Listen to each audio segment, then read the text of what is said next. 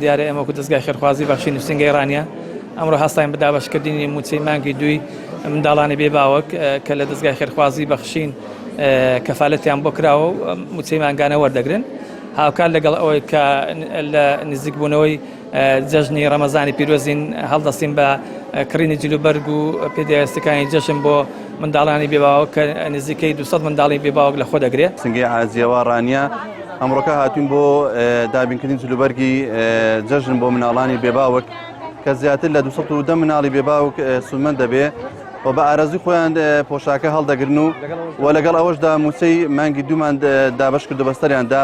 زۆر سپاسی ڕێکخراوی بەخشین دەکەین کە هەستا بە پێداویستی جلوبەرگی جەژن بۆ منداڵانی بێباوک و کە مانگانە منداڵانی بێباوکی لەبیرە هەموو کات و ساتێک لەگەڵمانە بەهانامانەوە دێت. زۆر سپاسیان دەکەین دەستیان خۆش بخوا پاداشتی خێریان داتەوە. موچەی مانگی دوو پێداوین جلوبەرگی جەژنیشی بۆ دابین کردوین زۆر سپاسیان دەکەین و دەستیان خۆش بێت.